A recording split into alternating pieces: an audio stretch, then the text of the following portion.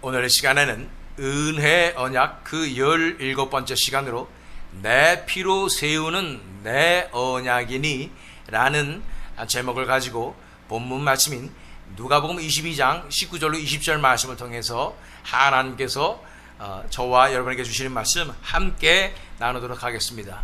사실은 제목이 내 피로 세우는 새 언약이니입니다. 예전에 제가 보았던 한국 드라마 중에 사랑의 불시착이라는 드라마가 있었습니다. 어떤 여인이 패러글라이딩을 하다가 폭풍을 만나서 북쪽으로 휩쓸러 가서 북한 비무장지대에 불시착하게 되었고, 거기서 북한 장교 한 명을 만나서 사랑하게 되는 내용인데 사실은 현실성이 떨어지는 내용이죠. 그들이 이루어질 수 없는 사랑을 하지만 그들은 서로 사랑하면서 자신들의 모든 것을 다 포기하고 서로를 구하기 위해서 목숨을 거는 그런 절절한 사랑을 이어가게 되지요. 남자는 이 북한의 문화와 사정을 모르는 여자가 위험에 처할 때마다 목숨 걸고 구해주고, 여자는 또 그런 남자가 총 맞아서 피 흘리며 죽어갈 때 자신이 한국으로 돌아갈 수 있는 그 기회를 다 포기하고 그 남자를 위해서 목숨을 걸고 수혈을 해서 그 남자를 살리게 되지요. 이처럼 목숨을 걸고 사랑하는 절절한 사랑 이야기는 우리 인류 모두의 마음을 사로잡는 엄청난 마력이 있는 것을 보게 됩니다. 왜 우리는 이런 사랑을 갈구하며 이런 사랑의 스토리에 감동하며 또 우리 현실과는 별로 상관이 없는 것 같은 이 사랑에 가슴 벅차하는 것일까요? 하나님께서 우리를 사랑하신 사랑이 바로 이 목숨 거는 사랑이며, 예수님께서 십자가에서 하신 그 사랑이 이 목숨 거는 사랑이며, 그 사랑을 받은 우리도 목숨 걸고 하나님을 사랑하고 우리 주 예수 그리스도를 사랑하는 그 진정한 사랑으로 나가게 되기 때문인 줄 믿습니다. 이 시간에 그 목숨 거는 사랑에 대해서 묵상하는 우리가 되기를 원합니다. 우리가 살펴보고 있는 시리즈가 바로 은혜 언약 시리즈였습니다. 하나님께서 우리 인류를 죄와 사망과 사탄의 권세에서 건져내시겠다고 원형복음에서 약속하신 것처럼 그 약속을 철저한 계획과 단계를 거쳐서 이루어주시는 하나님에 대해서 지금까지 우리는 살펴보았습니다. 구약 시대의 여러 가지 단계를 다 거쳐서 여기까지 왔죠. 이제 신약에 있는 새 언약을 살펴보고 있는 중입니다. 새 언약 중에서 첫 번째 시간에는 예수님의 성육신의 역사로 가장 중요한 은혜와 진리의 원리에 대해서 살펴보았고요. 두 번째 시간에는 왕으로 오신 그리스도의 정체성에 대해서 살펴보았고요. 지난 시간에는 세 번째 시간에는 새 계명에 대해서 살펴봤는데, 새 계명이 무엇입니까? 서로 사랑하라는 계명이었죠. 진정한 천국의 사랑의 원리에 대해서 함께 살펴봤습니다. 오늘은 그 네 번째 시간으로 피로 세운 새 언약에 대해서 함께 살펴보도록 하겠습니다. 본문 말씀인 누가복음 22장 19절로 20절 말씀 읽어보면, 또 떡을 가져 감사 기도하시고 떼어 그들에게 주시며 이르시되, 이것은 너희를 위하여 주는 내 몸이라. 너희가 이를 행하여 나를 기념하라 하시고, 저녁 먹은 후에 잔도 그와 같이 하여 이르시되, 이 잔은 내 피로 세우는 새 언약이니 곧 너희를 위하여 붓는 것이라 고 말씀하십니다. 이 장면은 어떤 장면일까요? 예수님께서 바로 잡히시던 밤 제자들과 함께 최후의 만찬을 나누고 있었던 장면입니다. 그러면서 제자들에게 이것을 행하여 나를 기념하라 말씀하시면서 성찬식을 제정하시는 장면인 것이죠. 그런데 여기서 우리가 주목해야 할 부분은 이 잔은 내 피로 세우는 새 언약이니 하는 부분이에요. 이것은 다른 복음서에는 이렇게 표현이 안 되는데 누가복음에만 이렇게 표현이 됐어요. 이 잔은 내 피로 세우는 새 언약이니 곧 너희를 위하여 붓는 것이라고 말씀하는 것입니다. 이렇게 성찬식을 제정하시면서 새 언약이라고 말씀하셨는데, 그렇다면 옛 언약이 있단 말이잖아요. 옛 언약도 피의 옛 언약이 있습니까? 있었다는 거예요. 구약 시대에 이런 언약이 있었습니다. 출애굽기 24장으로 가서 6절로 8절 말씀을 읽어보면 모세는 그 피의 절반은 그릇에 담아놓고 나머지 절반은 제단에 뿌렸다. 어떤 피냐면 소의 피예요. 소를 잡아가지고 피가 얼마나 많겠어요. 그런데 그 절반은 그릇에 담아놓고 나머지 절반은 제단에 뿌렸지요. 그리고 그가 언약의 책을 들고 백성에게 낭독하니 그들은 주님께서 명하신 모든 말씀을 받들어 지키겠다고 말하였다. 언약의 책을 들고 백성에게 낭독해 준 거예요. 네가 이렇게 하면 이렇게 되고, 이런 언약을 백성들과 체결하는 상황이었던 것이죠. 그 말을 다 듣고 백성들이 주님께서 명하신 모든 말씀을 받들어 지키겠습니다 라고 얘기했다는 것이죠. 그러자 어떤 일이 벌어지냐면 이 언약을 어떻게 체결하느냐, 모세는 피를 가져다가 백성에게 뿌리며 말하였다. 보십시오. 이것은 주님께서 이 모든 말씀을 따라 당신들에게 세우신 언약의 피입니다 라고 말씀하고 있는 것입니다. 자, 이 장면이 얼마나 엄중한가 한번 살펴보시죠. 하나님께서 언약을, 약속을 맺으시겠다고 하면서 그걸 다 적어 놓으시고 백성들에게 읽어주시는 거죠. 그럼 백성들이 네 알겠습니다, 하나님께서 말씀하신 대로 다 지키겠습니다 하였더니, 이제는 모세가 이 소에서 나온 그 피를 반을 갖고 있다가 그릇에 담아놨다가 어떻게 했냐면 이걸 앞에 모여있는 모든 이 사람들에게 다 뿌리는 것입니다. 만약 여러분들이 앞줄에 앉아있다가 이 뜨끈뜨끈한 이 소의 피를 탁 맞았을 때 여러분 어떤 생각이 드시겠습니까? 확실하게 드는 것은 이 피는 정말로 엄중한 것이고 생명을 뜻하는 것이기 때문에 정말 안 지키면 죽겠구나 라는 생각이 들 것입니다. 그렇습니다. 이렇게 엄중하게 피의 언약이라고 말씀하실 때 이것은 절대로 안 지키면 안 되는 언약이었던 것입니다. 그러고 보니까 구약 성경의 역사의 흐름을 보니까 피의 역사의 흐름이 있구나라는 것을 또 보게 되는 것입니다. 한번 뒤돌아볼까요? 창세기부터 아담과 하와가 죄를 지어서 벌거벗은 것을 알고 뭘 입었죠? 무화과 나무를 입었습니다. 나뭇잎을 입었어요. 그랬는데 하나님께서 그 아담과 하와를 위해서 짐승을 잡아다가 짐승의 가죽옷을 입히셨어요. 그 말은 뭐냐면 가죽옷을 입기 위해서는 어떤 짐승은 희생되었어야 하고 어떤 짐승은 피를 흘렸어야 한다는 것입니다. 자, 아벨이 어떻게 제사를 드렸는가? 하나님께서 기뻐하신 제사를 아벨은 어떻게 드렸는가? 이 아벨이 양을 잡아서 희생하여서 제사를 드렸죠. 역시 또 피가 흘려진 것이죠. 그런데 그 의인이라고 불리는 아벨도 가인에게 맞아 죽었지요. 성경에 보니까 아벨의 피가 땅에 떨어져서 피가 호소한다고 말하고 있는 것입니다. 의인의 피가 흘려지는 것입니다. 또 우리가 은혜 언약 시리즈를 통해서 계속 배운 할례의 의미도, 아브라함 때 제정했던 할례의 의미도 바로 피를 흘리는 것이었다라는 것에 대해서 살펴보았고요. 이렇게 피의 희생으로 은혜가 부어지는 것입니다. 그 원리가 뭐냐면 하나님 나라에 정의가 있는데 그것은 그냥 하나님이 그냥 마구잡이로 은혜를 부어주시는 것이 아니라, 물론 하나님께서 보편적으로 은혜를 다 부어주시지만 특별하게 놀라운 은혜를 부어주실 때는 누군가의 희생이 있기 때문에 그걸 바탕으로 다른 사람에게 은혜를 베풀어 주시는 것입니다. 우리 많은 분들이 여기 모태신앙인 분들도 계실 것 같아요. 모태신앙이 아닌 분들도 계실 것이고.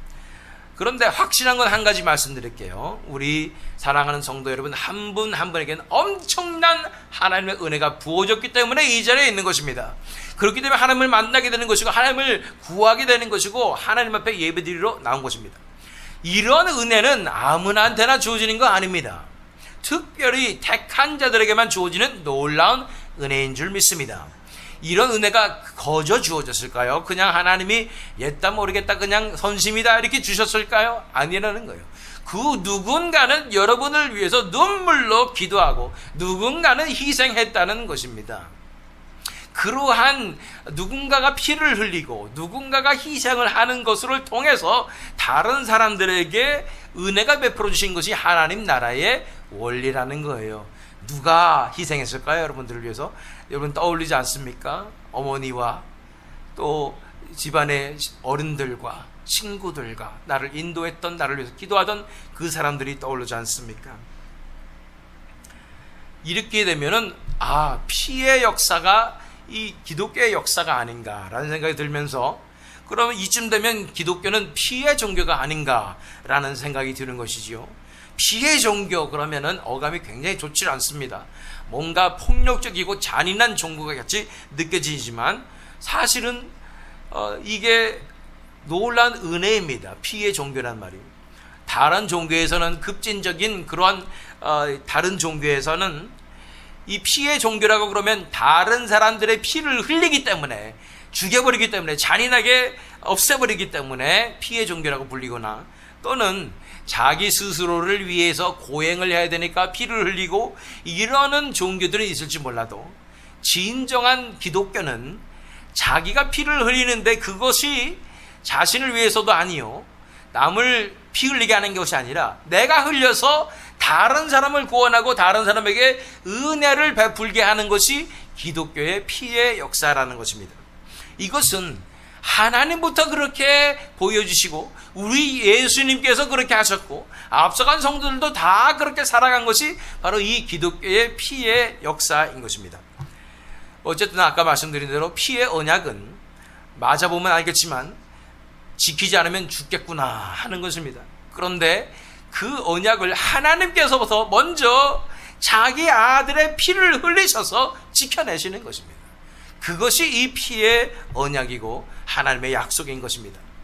자, 다시 본문 말씀 돌아가서 지금까지 우리 살펴본 것은 옛 피의 언약이었죠. 그런데 예수님께서 20절에 저녁 먹은 후에 잔도 그와 같이 하여 이르시되 이 잔은 내 피로 세우는 새 언약이니 곧 너희를 위하여 붓는 것이라, 그 말씀하시는 것입니다. 그러면은 이 새 언약, 예수님께서 이 성찬을 제정하시면서 세우셨던 이 새 언약은 또 무엇인가? 피 흘림의 희생을 통해서 하나님의 은혜가 부어진다, 우리가 살펴보았는데, 예수님 스스로가 그 희생하는 피를 흘리는 제물이 되셔서 자신을 기꺼이 내어주셔서 자신의 피값으로 그 하나님의 외아들 독생자의 몸값으로 인류의 역사를 통틀어서 하나님께서 택하신 모든 자들의 죄값을 다 치러내시고 그들을 죄로부터, 죽음으로부터, 그리고 사탄의 권세로부터 자유케 하시는 것입니다. 이것이 새 언약이라고 말씀하시는 거예요. 전에는 동물로 피로 이렇게 언약을 하셨다면 이제는 그 아들 독생자의 피로서 영원한 그 제사로서 이제는 너희를 용서하고 너희를 구원하겠다는 하나님의 약속을 이루어 주시는 것입니다. 이것이 아멘이 되십니까? 이것이 우리에게 감격으로 다가옵니까? 목숨 거시는 사랑으로 다가옵니까? 만약에 우리 마음 가운데 그런 마음이 없다면, 그런 마음이 없고 그냥 당연히 예수님께서는 돌아가시는 거고 하나님께서 우리를 사랑하신 건 당연한 것 같다라는 생각이 든다면, 무엇이 문제냐면 우리가 어떠한 존재인지가 정확하게 깨달아지지 않아서 그렇다고 말씀드릴 수가 있겠습니다. 저는요, 어떤 사람이냐면 예수님의 사랑을 깨달았다 하고 나서도 금방 현실의 문제가 닥치면 흔들리는 게 저지요. 그리고 세상에 더 반짝반짝하는 것이 있으면 어느새 한눈이 파라져서 거기를 보고 있는 게 저지요. 예수님 한 분만을 사랑하겠다고 말하고 금세 다른 것이 있으면 눈이 돌아가면서 다른 것에 신경 쓰는 게 나지요. 내가 하나님 나라만을 구하겠다고 하나님 앞에 서원하고 기도했는데 갑자기 현실의 문제가 닥치고 경제적인 어려움이 닥치고 내 삶의 문제가 닥치면 거기에 집중해가지고 하나님의 나라고 뭐고 나부터 살보고 오자 하는 것이 나지요. 얼마나 믿지 못할 존재가 나은지 모릅니다. 세상에 믿을 수 없는 사람이 한 사람이 있다면 바로 저지요. 그런데 아무리 나를 사랑해주고 나를 돌봐주고 해봤자 돌아오는 게 없는 이 밑빠진 독에 물을 붓게 하는 것 같은, 그게 하나님께서 은혜 베풀어 주신 게 내 삶을 통해서 내 삶에 그렇게 이루어지는 것 같은, 그 소용없는 사랑을 붓는 것 같은 그런 존재가 나예요. 그런데 그런 나를 택하여 주시고 그런 나를 사랑하여 주셔서 자기 아들의 피를 흘려주셨다는 게 믿어지십니까? 그것이 안 믿어지고 정말로 어떻게 그럴 수 있습니까? 나 같은 자가 어떻게 이 은혜를 받을 수 있습니까? 하면서 가슴 절절히 나와서 하나님 앞에 무릎 꿇고, 하나님 어찌 나를 사랑하셨습니까? 어떻게 나 같은 죄인을 살리셨습니까? 하는 것이 정상입니다. 나 같은 죄인 살리신 주 은혜 놀라와, 잃었던 생명 찾았고 광명을 얻었네, 이러면서 하나님을 절절하게 예배하고 찬양해야 마땅한 것입니다. 그런데 예배를 드려도 밍숭맹숭하고 이건 왜 그래요? 내가 어떤 존재인지를 까먹은 거죠.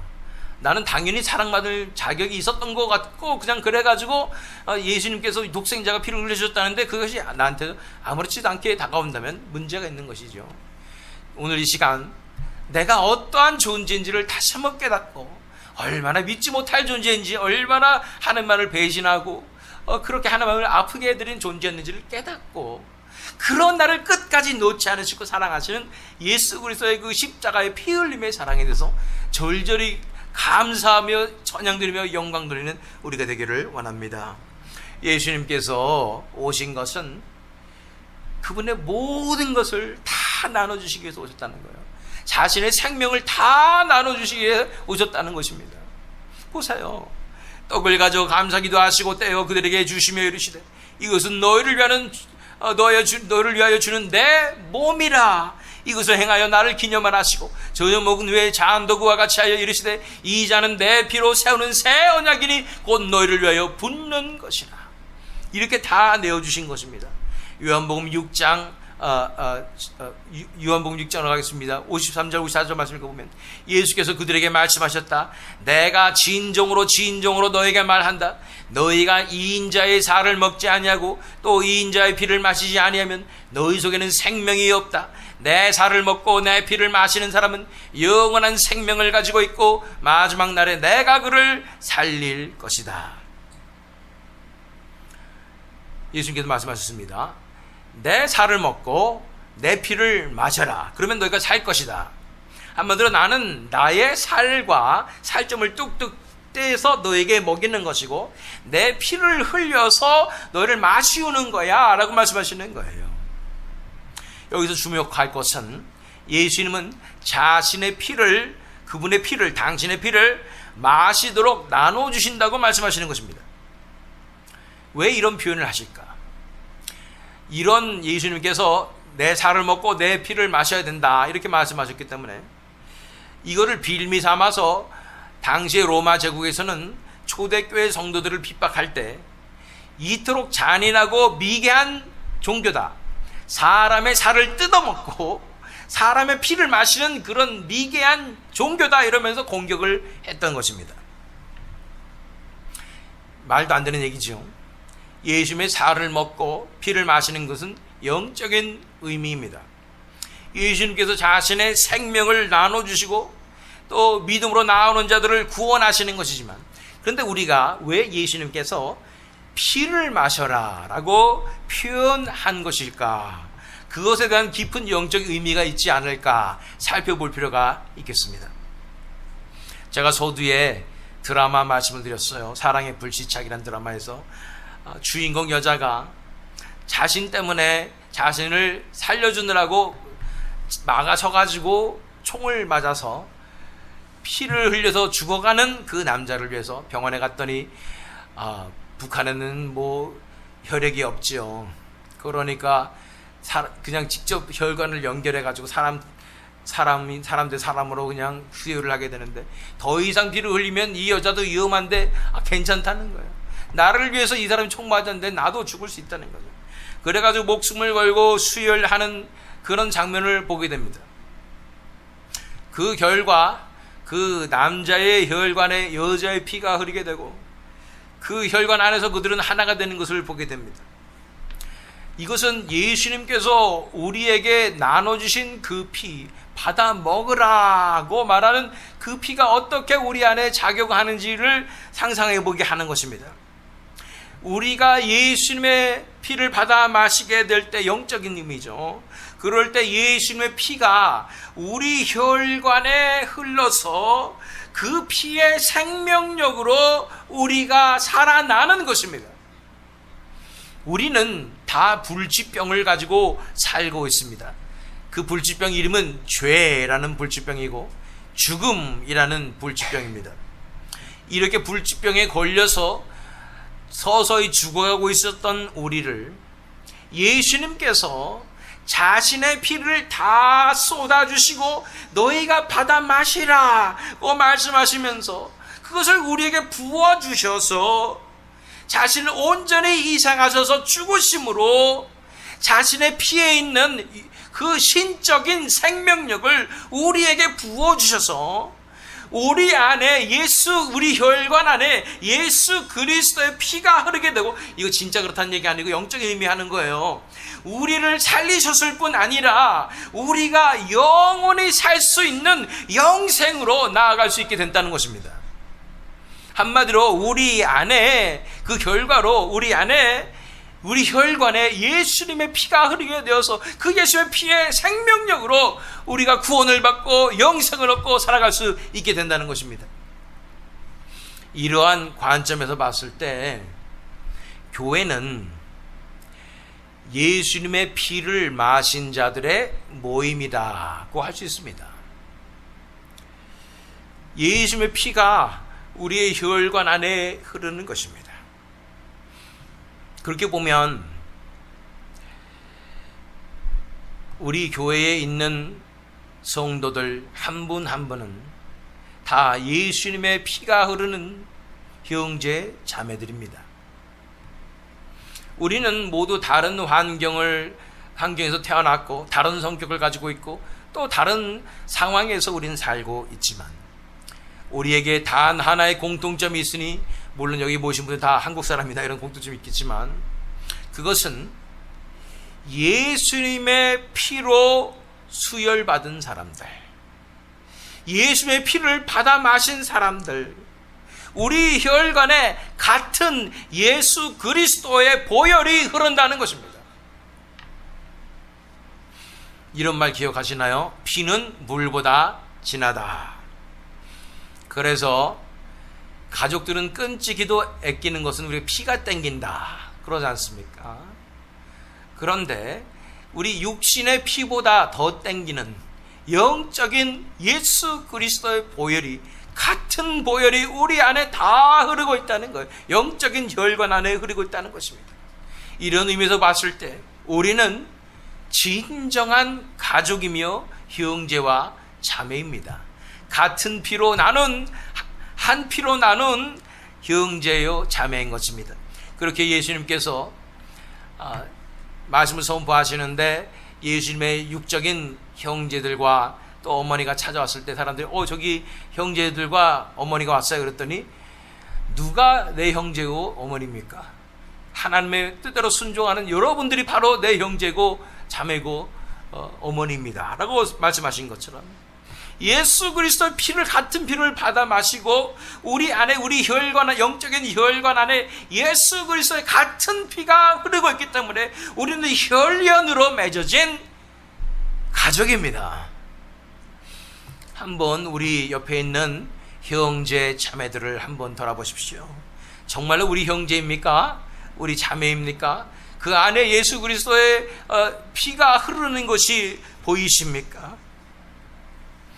우리 혈관에 흐르는 예수님의 피 때문에 우리는 정말로 하나 될 수 있는 것입니다. 그 생명력 때문에 우리가 이 불치병에서 치유되어서 생명으로 나아가서 살 수 있을 뿐 아니라 이 천국의 원리인 예수 그리스도의 사랑이 우리에게도 부어져서 예수님의 사랑으로 서로 사랑할 수 있다는 것입니다. 자, 고린도전서 10장 16절 말씀 읽어볼게요. 우리가 축복하는 축복의 잔은 그리스도의 피에 참여함이 아닙니까? 우리가 떼는 빵은 그리스도의 몸에 참여함이 아닙니까? 그래서 사실은 성찬식의 의미가 굉장히 중요합니다. 물론 예수 그리스도와 우리가 그 죽음과 연합되고 그 사심과 연합되는 그 놀라운 역사가 성찬식을 통해서 일어나는 것이지만, 이 예수님의 피와 살을 나눠 먹은, 그래서 우리의 혈관 안에 예수 그리스도의 보혈이 흐르고 있는 형제 자매들이, 한 피로 맺어진 형제 자매들이 함께 공동체로 나아가고 있다는 것입니다. 그래서 우리가 교회에서 형제다 자매다 부르면은 사실은 기분이 조금 나쁘죠. 직분자 없는 것 같이, 세신자 같이 느껴지니까. 그러나 이것이야말로 진정한 의미에서 진심으로 형제 자매입니다. 나의 형제요 나의 자매인 것입니다. 정말로 같은 피가 흐르는 내 가족이기 때문에 그들을 진심으로 사랑해서 형제 자매라고 부르게 되는 줄로 믿습니다. 옆에 분들 보시면서 사랑합니다 형제님 자매님 이렇게 한번 얘기하시죠. 이러한 새 언약에 참여하는 우리 모두가 되기를 원합니다. 우리 안에 예수 그리스도의 보혈이 들어왔는데 이제 예수 그리스도의 보혈이 원활하게 흘러야 되는데 동맥경화라고 또 있어요. 왜냐하면 우리 마음 가운데 불순물이 하도 많아가지고 꽉 막는 거예요. 예수님의 보혈이고 뭐고 내 맘대로 살 거예요. 내 뜻대로 살 거예요. 내 고집대로 살 거예요. 이렇게 막고 예수님께서 역사하시지 못하러 가로막으면 되겠습니까? 내 안에는 불순물로 오염된 내 자신의 피가 있지요. 이것이 예수님께 보혈이 원활하게 내 안의 혈관에 흐르게 될 때 정결케 하시고 깨끗하게 하시는, 그래서 온전히 예수 그리스도 보혈과 연합되어서 생명력이 넘치는 생명으로 흘러나갈 수 있게 되는 것입니다. 그러니 더 이상 가로막지 말고 동맥경화 같이 예수님 보혈 더 이상 안 돼요 하지 마시고 예수님의 보혈이 마음껏 흐를 수 있도록 내어드리십시오. 내 인생은 예수님 것입니다. 예수님 내 삶 가운데 역사해 주시옵소서 하고 다 내어드려서 온전히 헌신하며 나온 우리가 되었으면 좋겠습니다.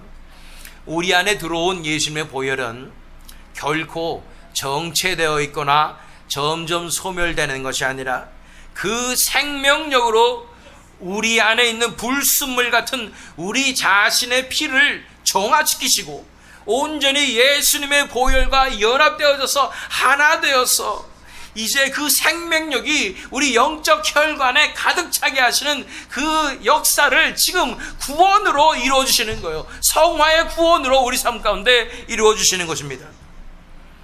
만약에 우리 한 사람 한 사람 가운데 우리 안에 혈관에 흐르는 이 피가 온전히 예수 그리스도의 피로서 정화되고 연합되어서 예수 그리스도의 피만 남는 놀라운 역사가 일어난다면 어떤 일이 벌어질까요? 우리가 정말로 하나 될 줄로 믿습니다. 다 같은 피를 가진 한 형제 한 자매가 될 줄로 믿습니다.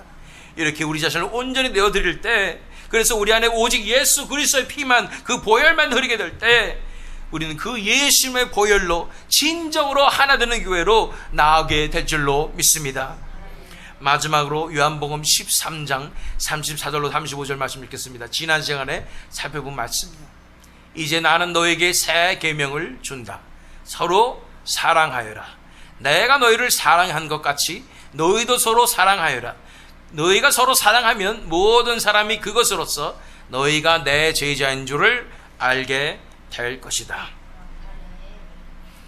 우리 스스로 열심히 노력한다고, 친절하게 해준다고, 배려해준다고, 좋은 말 해준다고 사랑할 수 없습니다. 하나도 안 돼요.